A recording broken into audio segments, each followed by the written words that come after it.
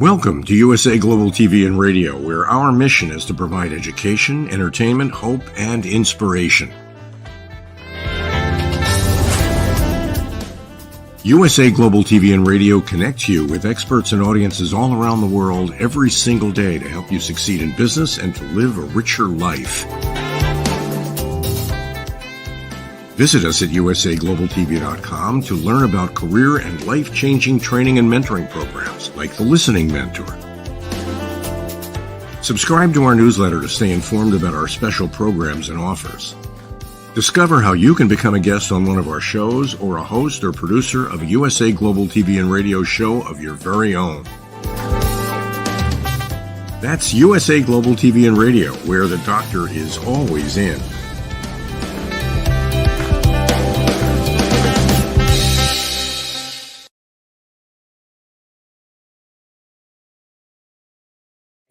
Hi, everyone. Good morning, good afternoon, good evening. A huge welcome, a big hug to everybody across the world. This is USA Global TV and Radio, and I'm Dr. Jacalyn-Kerbeck. Our show today is Authentic Achievements, and we are going to be celebrating women all across the world. Joining me is the star of our show. Her name is Kim-Adele Randall. She has helped people all over the world. She is super accomplished, very successful. She is a sweetheart, and she is here to tell us more about International Women's Day, which is next week. Welcome, Kim-Adele. Hello. Hi, Dr. Jacalyn. How are you? Hi, I'm well, thanks. How are you? We're both in white. I know. We've clearly got a memo without realizing. In red. I love it. It's so nice to see you. And as I mentioned in the intro, you have helped so many people across the world. You've had an amazing journey yourself. I love when we get together for our show because I'm always learning something from you. You're always quoting people. Tell us a little bit about how you created Authentic Achievements, your own platform. Yeah, so it was it kind of came out of overcoming my own imposter syndrome. So for a long time, I suffered and still suffer occasionally, but I'm getting better at catching myself from those overwhelming moments of doubt. And I'd spent a large part of my corporate life trying to be something that I wasn't. You know, I was told very early that, you know, you don't have the gravitas, you don't have the vocabulary, you don't have this. So I learned better words. I changed my appearance. I tried to be this corporate being, and I'm not. I live my life as a hyperactive puppy dog most of the time. And it wasn't until I stepped into that, and when the two don't have to be different, I can be who I am. I can be that overly excited, optimistic human being and still be a good leader and still run businesses and have the courage to be myself, that I really started to be even more successful. And realized that actually I could still run those big organizations. I could still run those multi-million-pound companies and have fun along the way and take my people on that journey. And as I went through the a big change for myself, which was 6 years ago now, and my little girl wasn't quite one, and I had a real epiphany moment in one of the darkest moments of my life, which was, if I want her to grow up to know how amazing she is and to believe in the art of the possible, I have to start showing that. I have to start having the courage to live that way myself, because children don't learn by what we say. They learn by what we say, what we do, and how we are. And so if any of those are not aligned, they're going to not take away the message that we want them to. And that's when I made the commitment to really dig into understanding how I could overcome those moments of doubt, how I could push myself through to live my life as authentically as myself. And that's where the platform came along. And I was super grateful, very blessed to meet yourself, Dr. Jacalyn, and for you to give me the opportunity to bring my show and the platform to your audience as well, and hopefully to be able to motivate, inspire, and encourage everybody that's listening and watching to step into your light and to have the courage to be you. Thank you so much, Kim-Adele. That was absolutely beautiful. And something that you said I want to touch on, because I think this is really important when we're recognizing and celebrating women and lifting up each other, is that in many cases, people could say, oh, you two are competitors because you both have a platform. We're like, no, actually, we are going to support each other. So how do we as women look at each other differently instead of saying, well, there's only enough of us in this space, for 5 of us or 2 of us, instead of let's celebrate all of us. How can we help each other?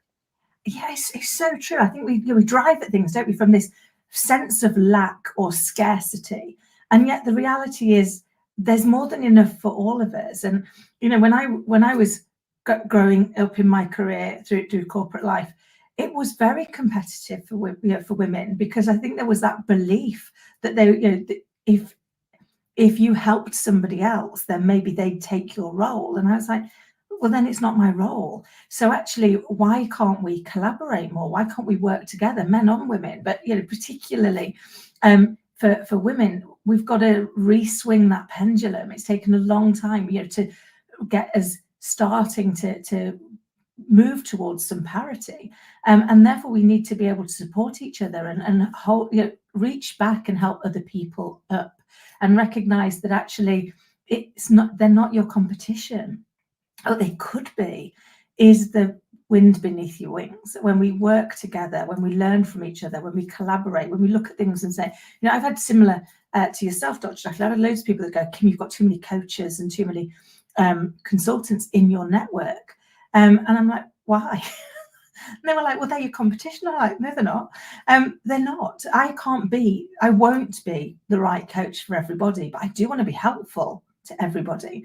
So actually, if somebody comes along that, we get to meet, and actually we're not going to be a good fit, we're not going to be the right combination, I like to be able to put them in touch with somebody who would possibly be a better fit for them right now. And I don't see that as competition. That's just how we all evolve. And I think it's all back to that reframing our thinking in the first place, that says actually why are we assuming that there isn't enough? Why don't we trust that together we can make more? With most things in life, if we add them together, they create something that is greater than the sum of the individual parts. And I believe that to be true also of how we empower and support people. Absolutely. I'm applauding this, what you're saying. It's fantastic. Something else I also want to just touch on, because you mentioned this as well, about the number of coaches and others, consultants who are in your network. Why is it that when we are really good at something, for the most part, I'm not referring to you or to me, but to people in general, that they're like, oh no, this is my secret. I figured out how to do this, and I'm not going to tell you. I know you want some help. I know you're asking me for help, but no, I can't give you the secret. It's a secret recipe for success, and I can't share it with you. Yeah, it reminds me a little bit of, like, when you were a kid, and it was that one child that held on to one piece of the jigsaw puzzle so they could be the one that finished it. And I was like, why do we do? Why do that? Why not just take pleasure from being a part of building that jigsaw? And actually, they used to say knowledge is power, but knowledge is only powerful if we share it, because if not, the only person that knows it is you, and you already know it. So there's no increase from that. There's no addition. Whereas when we share it with people, we send those ripples of positivity out and imagine where they might end and what we might have achieved as a result of it. Because I look at, somebody said to me once, you're too generous with giving away, giving away your knowledge, giving away your information. And I was like, but I was gifted it. So I didn't earn it. I was gifted it. Yes, I've worked hard and I've studied and learned, and I've had amazing conversations with people and really listened to what they had to say so that I could learn something and grow, because I believe that's our role in life, is to keep growing, keep learning. But it's not my knowledge. So therefore, if I want to be part of that circle, if I want to be part of that that relationship, then I need to share mine too. If not, I'm not being very generous. And if I'm not being very generous, I can't expect that anything generous is going to happen to me either.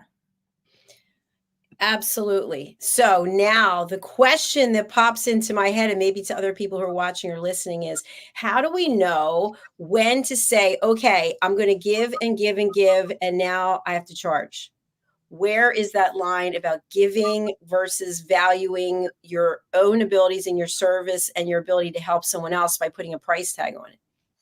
It's a great question, and one that stumps us all, isn't it? Is that whole it's adding that value, and I found it really hard, as I'm sure lots of us did. But in the end, I had to find a way to make it work for me, which was life's a balance. So for me to be able to continue to be giving and generous, I've got some basic needs. So, I need somewhere to sleep, I need to eat, I need to drink. I've also got a little girl, and she needs all of those things as well. So if I don't charge for some of my knowledge, then actually, how am I going to ensure that I'm still here to give the knowledge and that actually my little girl is safe and loved as well? That really helped me reframe the perspective, which is it's not about not being helpful. And therefore, what I've started to do is go, okay, I can share the knowledge that's freely available for you to be able to use yourself. If you want my individual time as well, which means it's one-to-one, so I can't be sharing that with lots of other people, then actually I'm going to have to charge for that, because the alternative is I could just continue to do loads of stuff that helps loads of people. And so it's kind of making sure that if people go, well, actually, I can't afford that. It's like, well, that we've got the free resources that are available for you, or we've got a course. So giving people a range of ways that they can work with you, so that they've got an alternative option if they can't afford the one that is their ideal. And I think it's coming to terms with that yourself to say that's not being unfair. That's not, we all have to live. We all have to, and living costs money. And I think it's very hard when you're in this kind of like knowledge space, when you're in the kind of coaching piece, to go, well, okay, I'm going to charge for this, but it is a job. The alternative is you wouldn't be doing this. You'd be going and working anywhere else doing that job, and we wouldn't be sharing the knowledge that you've got. And when you look at the size of the industry, I mean, the knowledge industry is worth billions of pounds, and that always helps me put my rates into perspective, because I'm nowhere near the millions and billions. So if we think about the kind of that scarcity piece again, actually there is no scarcity. It's about putting that value in and recognizing that actually it's okay to ensure that you've also got the things you need to enable you to continue to provide them for other people. Excellent points as always. Thank you. And we do have a very nice comment, by the way, from someone over on YouTube. Nathaniel, thank you so much for being here today. What a wonderful interview. You both always share massive value. Thank you. Thank you so much. So I love what you just shared, and I want to kind of drill down a little bit, because today we're celebrating women and we're helping one another. We're giving direction and coaching. So you want to help people. You're giving free services, courses, advice, direction, coaching. And then at some point there's a line in the sand. You say, okay, I have to charge for this. But what about, because we hear this all the time, things aren't going very well. I don't have the money. I wish I could pay you. I really need more support. How do you continue to lift up others who are maybe crossing the line a little bit? You know what I'm saying? For that, you have that boundary. You've already set the boundary, but yet they're kind of begging and pleading and drawing you in, tugging at those emotional heartstrings. What do you do, Kim-Adele? Oh, it happens a lot, and I always feel really awful. And then I realized for a while that actually I was allowing people to start always with how badly things were going for them, and how awful it was in their world, and if only they've got this or that or the other, then that would be okay. And I used to make that my problem. I used to, people used to come in and be like, okay, well, I can fix that, I can solve it. Until I realized that inadvertently, by doing that, I got myself in a place where I was in the same place. So I was really struggling financially, not because I wasn't busy. I was really busy, but I was really busy doing stuff that wasn't paying anything. And that for me was that massive eye opener. So now I always show people, I'm genuinely sorry if that's how things are going. Let me point you to some specific resources that are free, that I can put you to. Here's some group sessions that I can do, but I'm afraid I'm not able to do any more than that right now, because actually I also need to make sure that I'm, one, being fair to those other clients. So for the clients that are paying, how fair is it if I'm taking the money from them and not taking it from somebody else? It means that I'm reducing the value that I give. And would I be able to do it if I gave it to everybody for free? Not unless I win the lottery, which, if it looked like me to win the lottery, that'd be great. I happily would give it all away for free.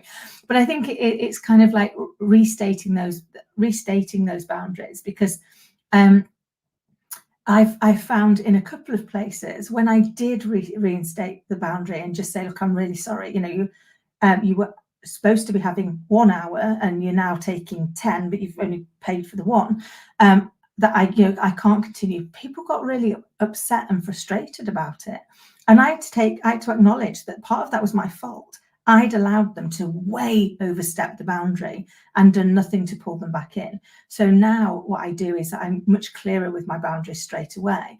And although if people are really struggling, I will help. What I've now started to do is help them find the solution rather than give them the solution. So actually, I'm not going to do it one-to-one for you, but here you are. I'll give you all of the resources that you could ask yourself those questions to be able to get there. I'm just not going to put myself in there. And I had to get comfortable with myself and acknowledging that it doesn't make me unkind. That just means that I'm trying to be fair the best way I know how. Brilliant. I love it. I love the confidence, and yet at the same time, the compassion. It's 2 C's together, which is beautiful. And I also think that when we are approaching something that looks like a boundary and feels like a boundary, that it causes us to look for a solution. It causes us to take action instead of just take. We actually have to do something. And by doing something, we're going to feel more accomplished ourselves. Because I know personally that when I'm getting help from someone, for example, if I'm getting coaching and I'm not paying for it, at some point the value is going to be different in how I'm perceiving it versus if I'm paying for it. So if I'm paying for it, then it's kind of like, okay, I'm going to be completely present. I'm going to take this feedback and direction, and I'm going to do something with it. And so I think that that's also a call to action for the recipient, that they have to actually do something with the information instead of just being a sponge. And I completely agree. And I think, once you do pay for something, then you do value it more. It's awful, but you do value it more. And I think, I know for me, I don't take any services from people if I can't pay for them. Even if I need them, even if I want them, it's like, no, I can't afford it. And that person still needs to eat and they still need to live. And it's okay for them to charge what they want to charge for it because they've earned that right. I now need to find a different route to be able to get there. But it really does hone that commitment. And I think you're right. It's that balance of confidence and compassion, and making sure that we are confident in what we do and how we do it and the impact it's going to have, whilst also being compassionate for the space that the person's in. I think before, one of my challenges was that I swayed out of empathy into sympathy. And when we're in sympathy, what we do is we take away the other person's capability to make a difference, because we're now going, oh, poor them, they're not going to be able to get out of this on their own. I need to step in and help. Well, actually, they can get out of it on their own. They just need to be pointed in the direction of some right support. So I think keeping ourselves in that empathy piece where we can go, I know what it's like to be in that place. Well, I've been there. I can't imagine how awful it feels for you right now. And here's how I got out of it. I went and read these books. I went and looked at this course. I went and did these steps. So hopefully that will help you too. Allows you to still be doing some value add, but giving them the belief that actually they can get there themselves rather than stepping in and trying to be everybody's hero, which I inadvertently was very guilty of. I always appreciate your transparency, so thank you for that. I want to talk a little bit about emotions. And as women, we've been labeled over decades highly emotional, especially when it comes to that time of month or when it comes to menopause or whatever it is. And what I found for myself as an entrepreneur, I went from being in my female energy a lot of times to being in my male energy. And I'm not saying that one has emotions and one doesn't, but I find that in business, I'm very direct, and I'm not going to be as compassionate as I might be otherwise. And part of that is because I have things that have to get done. And I'll give an example. There are many times before I go live on a broadcast and people are backstage and they start telling me their whole life story. And meanwhile, I'm trying to get the things ready to produce the show and start. And I really can't be there. I really can, because I have a job to do.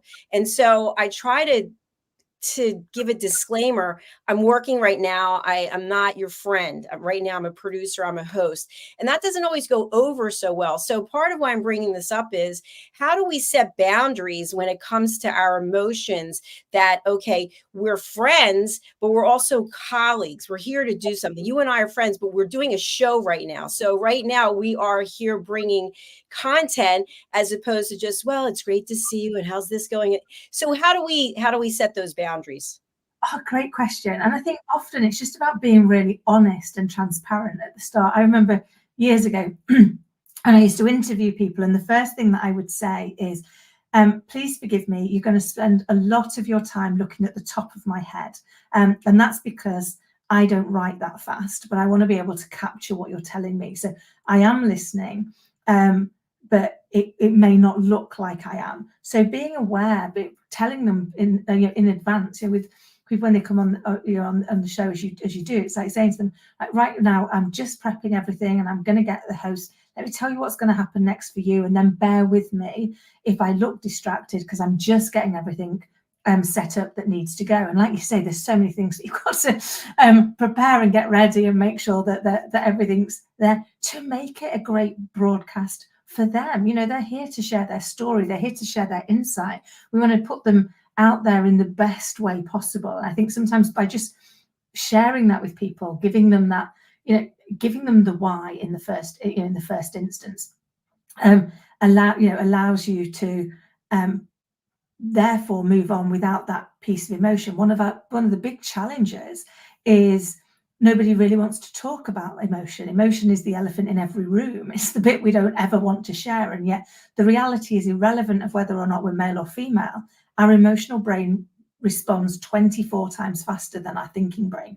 So actually, there's always going to be emotion there. So I find in mine, acknowledging that and then putting it out there first, so that people understand it, and therefore they're better equipped to handle it, even in those really complex situations. So when it's going to be, for example, over the years I've had to deliver some really horrendous messages, and one of the first things that happens with that horrendous message is people make it about them.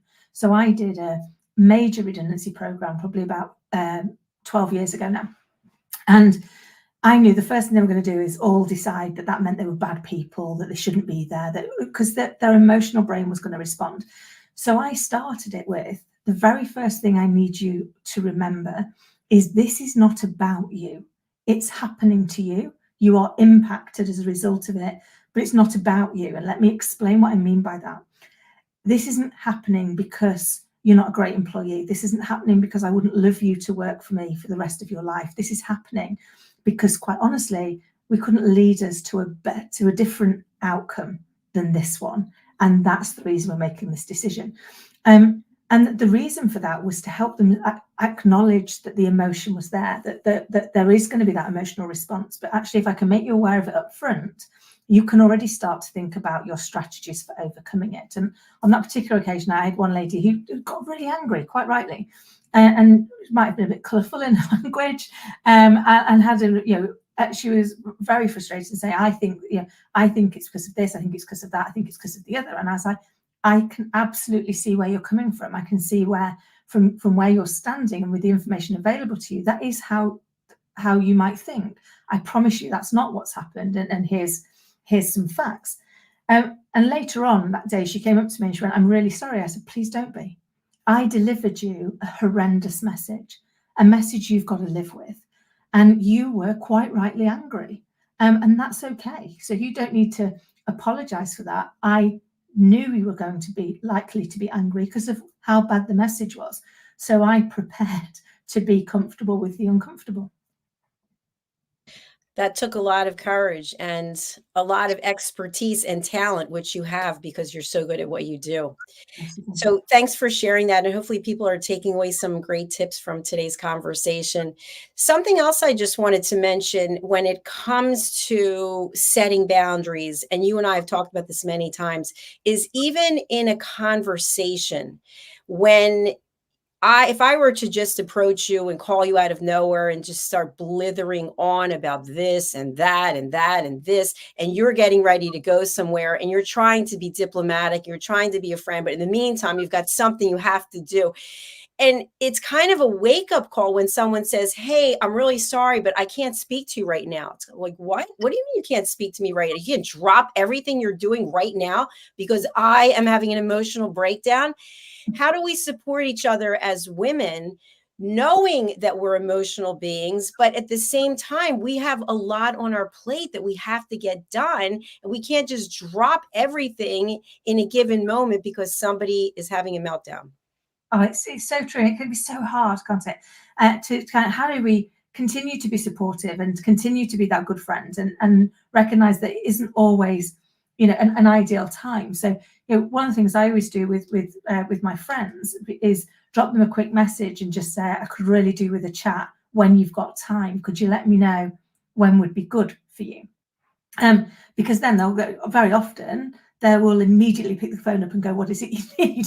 But if they don't, I know that's because they're busy right then, not because they don't care and they don't want to help me. And likewise, I try and do the same for other people. That part that says, when somebody rings, checking in first. If I'm ringing somebody, I always say, "Can I just ask if you've got 5 minutes?" Because if the answer's no, then when have you got 5 minutes? Because I could just really do with a quick conversation. Now, I had somebody say to me once, "Well, if you haven't got time, don't pick up the phone." And I was like, I get that.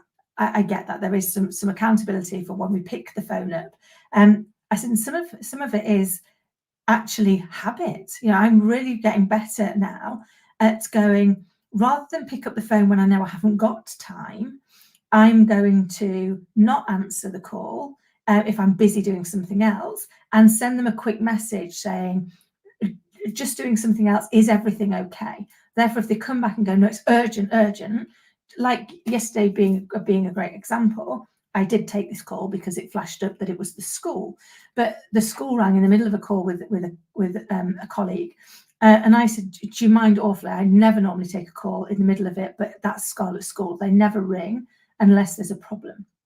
And they were like, "Of course not." So I think, again, it's being clear in that first instance with yourself. That is, if I know I haven't got the time to do this, then actually, one, don't open that door for them. If you don't pick up the phone, then they can't suddenly go. But equally, if you've asked somebody if they've got 5 minutes, be respectful of that.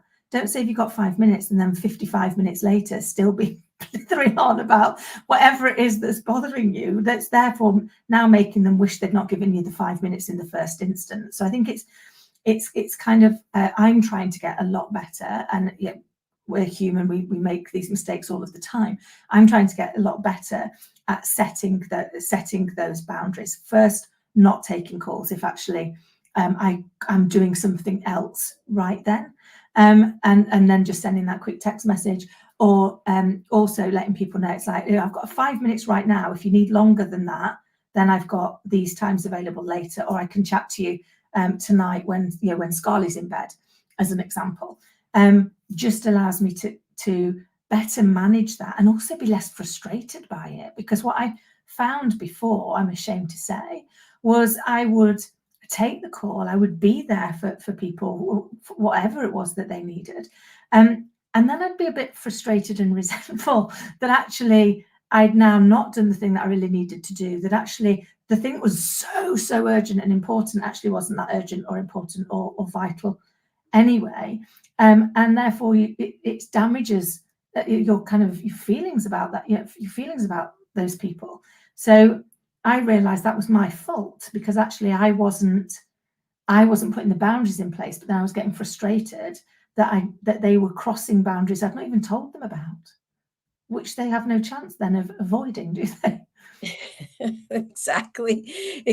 And I think also it depends on what role we're in at the time. And I'll give an example. You and I are both certified coaches. I know when I first started coaching, I would be, it was on Zoom, and I found myself crying, and I was like, ooh, like the person's telling me their story and I'm crying, and I'm thinking, oh my gosh, like I am not being professional at all, but I was emotionally sucked into what they were telling me. And I was thinking, you know what, this is horrible. What they're sharing, like, I would never want to have this situation.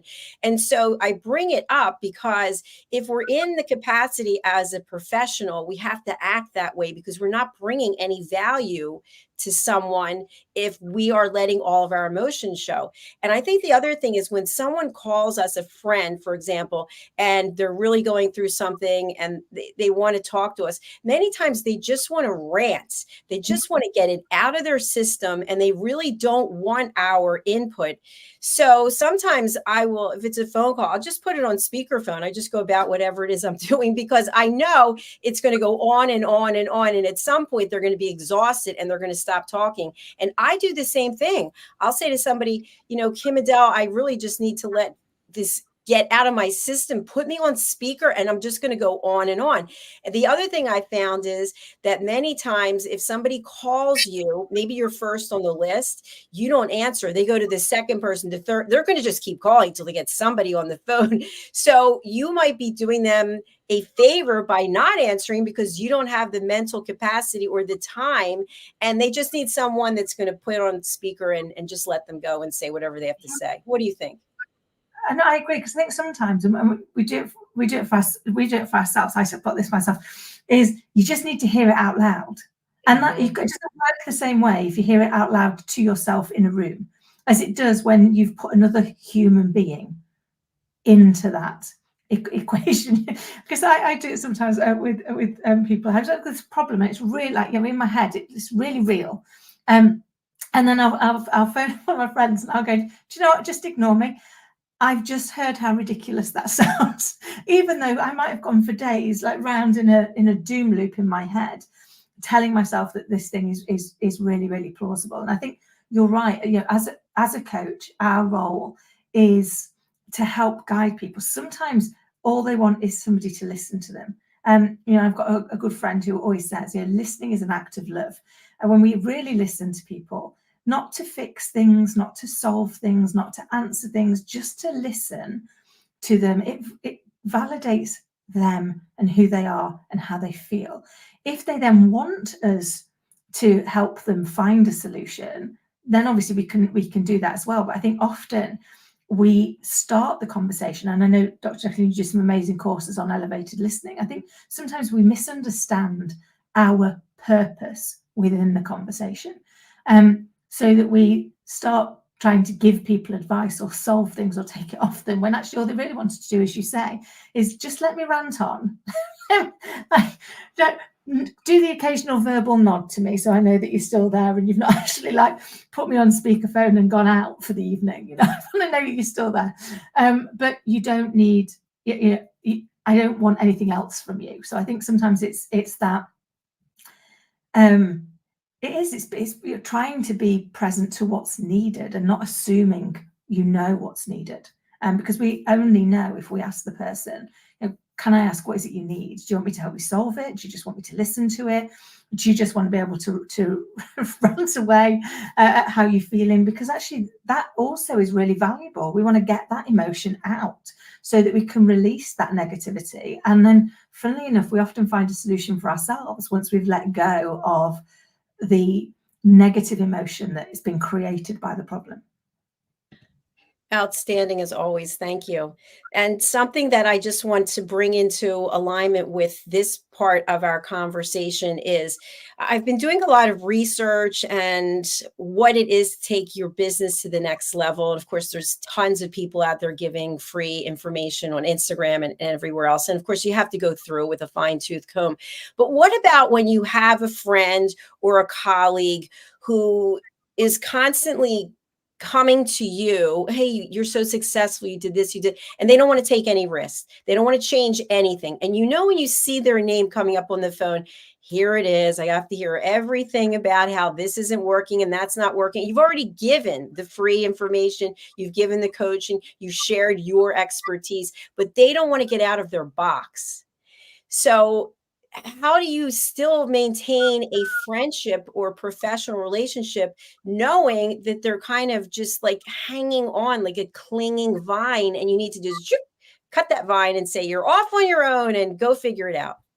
Yeah, that's a really tough one as well, isn't it? Because when you've helped for so long, and then it's like, what point do you stop helping? I think for me, one of the things I've found is I stop helping when I'm clearly no longer helpful. So if they're not willing to get out of their box, they're not willing to take any of the steps that I've shared, the advice that I've given, the knowledge that I've given to them, then I will usually say something like, I'm genuinely sorry. I'm out of options. All the things that have worked for me, all the things that I'm aware of, we've already gone through and they clearly haven't worked for you. So I think now it's better if actually you find somebody else who's got different knowledge, who's got different experience that hopefully will work for you. And, I wish you every success with that. Because if not, I'm never going to help them because they're going to have to take the action. And I think that's part of the challenge. If we can have the intention, but unless we have the take the action, we're never going to succeed. So it's kind of having those, those parts that when, fortunately, most people, at that point, it will be that kick that they might need. So I've had some people that go, oh no, that's not true, because actually I've not fully tried this. It's like, okay, well, try it, and if it works, that's great. If not, as I say, I'm out of ideas. There's nothing else that I can do, because actually what I'm not going to continue to do is be an enabler for you to do nothing. Because again, I realized for a long time, in my drive to try and be helpful and try and be supportive to people, I'd end up doing stuff for people and they wouldn't be doing anything for themselves. And I was like, hold on, I'm running your business now for you, and I'm not running my business for me. And I'm still therefore being your support. It's just not going to work. And it took me a long time to realize and get comfortable with the fact that it's not my responsibility for everybody else to be happy. It's my responsibility not to be rude, not to be unkind, not to hurt people intentionally. That's my responsibility, but I'm not responsible for everything else. And I had to learn that to be able to regain a sense of self. I totally agree with what you said. I love that. And I know for myself, I've actually had to say to people, I don't think I can bring any more value, because clearly this situation that you have has been going on and on. I've been listening, I've been giving support, but I'm not the one who can help you figure it out. And that doesn't mean I don't care about you. That doesn't mean I'm dismissing you. I'm letting you go so you can find support somewhere else. And I think that's a gift that you're giving to that person, and you're also giving to yourself. And we are definitely out of time, but I have one more topic, because I love chatting with you, but I have one more topic that I think is so important, and it's about perspective. You and I have talked many times about weight, about the way we see ourselves, and about the fact that we can drive ourselves literally insane about our physicality. And as women, we do that a lot. We beat ourselves up a lot. And I want to just share this when it comes to perspective. I have been obsessed with my weight my entire life. And so now I work out 3 times a day. I do intermittent fasting. I've been fasting 25 hours. I've been on and on and on. And literally yesterday, I said to myself, You are going to be 61 next month. When are you going to like yourself? When? When you're dead? When you're 70? I mean, you've got all these years behind you. You're torturing yourself. Why can't you just say, Jacalyn, you know what? You're healthy. You look as good as you can for your age. You're doing everything you can. Just love yourself. Why can't we do that as women? It's so true. And you should love yourself. You don't look anywhere near your age. You're a beautiful woman. And I think these are the things that we can say it for other people. We can't say it for ourselves. And why is that? You know, what is it that causes us such concern? And I think it's back to that driver to compare and despair against other people. But we don't ever compare ourselves to anybody that we think looks worse than us. We compare ourselves to all the people that we think look better than us, and then hold ourselves to account for not being as good as them, to not being as beautiful, to not being as slim, to not being as intelligent. I've compared myself to not being anything to everybody for that many years, that in the end I suddenly thought about it and went, do you know what? I'm super grateful for this body, because this body and this mind has enabled me to get through 3 divorces, a stalker, illnesses, car accidents, miscarriages, becoming a mum. What an amazing gift that I've been given, because actually without this body I wouldn't have survived any of those. And because of that, it allows me to actually like the body I'm in, whatever it looks like to anybody else, because it's got its purpose. And I think for me, that was my real switch, was to stop comparing mine to everybody else's. They've got a different journey. It's got to live up to doing different things for them. But mine got me through all of this. And that's something to be grateful for. Absolutely. Absolutely. And I'll just close out with this. I love reality TV. I'm saying it. I do. I love it. I don't watch regular network television, but I love it. And so I'm watching The Real Housewives of Beverly Hills. They're having their reunion. And the point is, you have beautiful, successful, accomplished women who are miserable in many ways, who have a lot of issues. And it just goes to show you, it doesn't matter about the container, what the container looks like. We all have a journey. We all have things that we have to deal with. We will all fail. We will all rise above, excuse me, again. And we just have to be there to support one another. And that's why you and I are here today. That's why we're here twice a month. If people would like to be a guest on the show, they're more than welcome. Tell us how people can get in touch with you, Kim-Adele, and also about the value you can bring to our audience. Of course, thank you.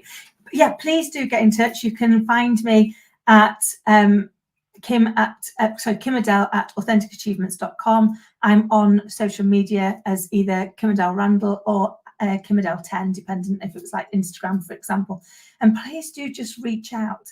If you'd like to be a guest here, then you can book on through USA Global TV and Radio. So just scroll to book your session and come and join us. And for me, you know, the people that I work with are successful business owners that are really wanting to go to that next level, to take their business and double its size, to really get sustainability, but also to get that balance, because running a business is hard. It's challenging. We have to wear so many hats, and that doesn't stop us being a human being. So actually, we've also got all the challenges and burdens that come from being a human being, whether that's a parent, whether it's a partner, whether it's a friend. And sometimes we need someone who's going to be our support throughout all of that, whilst giving us some strategies on how we're going to really succeed. So if that's you, please do get in touch. I would love to help, and I would also love to share your stories. And thank you for listening and watching. Thank you so much, Kim-Adele. I'm super excited that we had this opportunity to get together today. So I wish you all the best, and we'll be in touch soon. See you soon. Take care. Bye. Thank you, everyone, whether you're watching or listening on the live or the replay. We really do appreciate you. We are on a number of platforms and we're expanding. We will be on Roku, I believe, by tomorrow.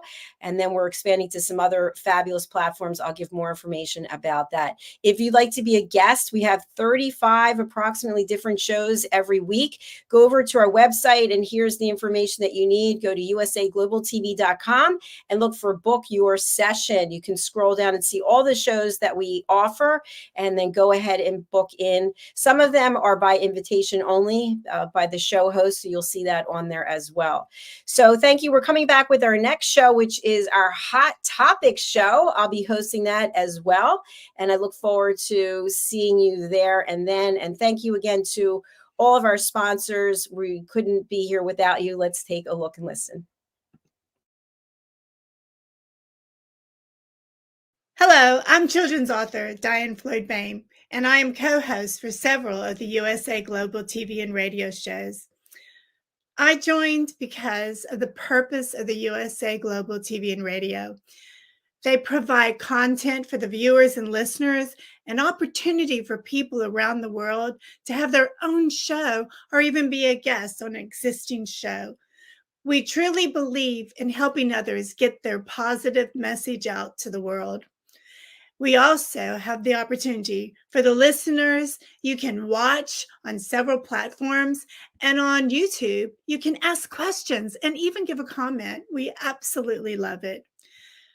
I love being part of the USA Global TV and radio because I love positive messages, and who doesn't? And we need more of that in the world. We are a family, and we hope you will join us and become part of the family too.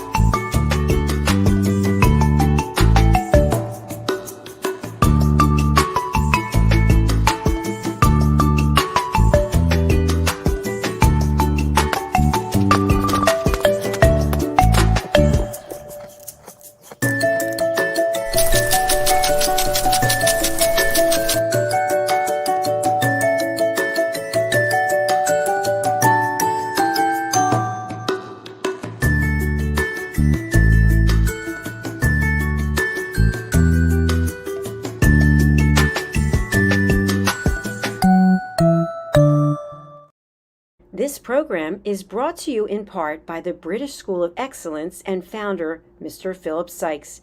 Building confidence, changing lives. Do you share our view that etiquette is a set of modern life skills that are essential for personal and professional success? Join us as an etiquette coach and change people's lives through the power of etiquette and manners.